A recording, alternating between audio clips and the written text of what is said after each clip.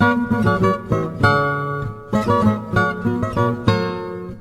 to Shakespeare FC, The Words, a 5-minute journey into the individual bits of language that were forged, fletched, hewn, and hammered, and sometimes crowbarred, into existence by our brilliant and witty Warwickshirean wordsmith, or, as you become more familiar, Uncle Will. I'm your host, Kari Marshall.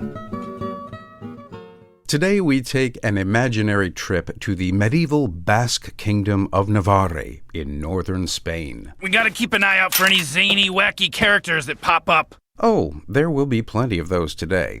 Somewhere between his identical twin mistaken identity, Comedy of Errors, and his magical pixie love drug fest of Midsummer Night's Dream, Uncle Will came up with his zany tale of Love's Labours Lost, sometime between 1588 and 1597, where, deep into the climax of Act 5, William came up with the word zany, but not as a verb, but rather as a noun.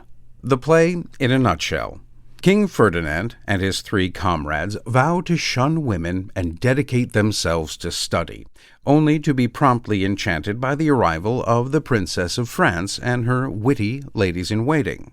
The men, Baron Longueville and Dumaine, each become secretly enamored with the Queen's ladies, Rosalind, Maria, and Catherine, respectively, and struggle to keep their vows. Their attempts to hide their amorous intentions become hilariously futile and comic, involving disguises and secret letters. Masquerades and mischief ensue as the men's lofty resolutions falter like an inebriated clown on a tightrope. Their elaborate and frankly ridiculous disguises and antics create a maelstrom of misunderstandings and delightful chaos, with the women, sharp and resourceful as ever, seeing through the men's ploys and devising a playful retaliation. They exchange identities to trick the men, exposing their hypocrisy and lack of resolve. The zany antics come to a head in Act 5, where we come across Zany for the first time. And Lord Baron, I thank him, is my dear. What will you have, me or your pearl again? Neither of either. I remit both twain. I see the trick on it. Here was a consent, knowing aforehand of our merriment, to dash it like a Christmas comedy. Some carry tale, some please man, some slight zany, some mumble news, some trenchant... My exposure to zany came earlier than Uncle Will's must have. I got it in Sesame Street.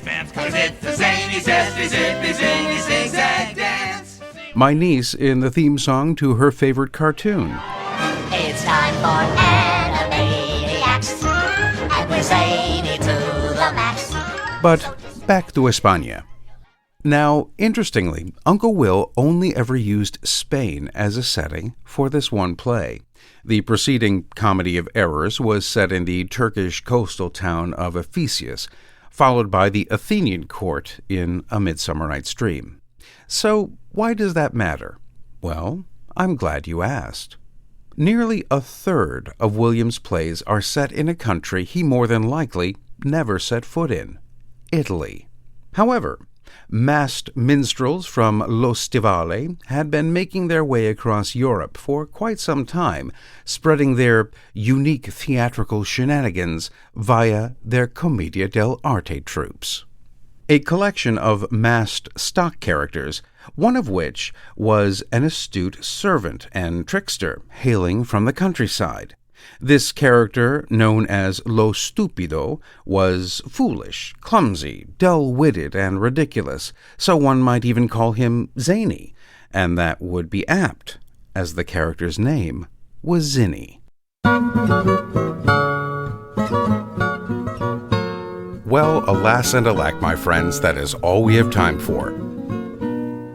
Join us again next time for another hopefully informative journey into the mind of Uncle William. I'm Kari Marshall. Farewell until next time.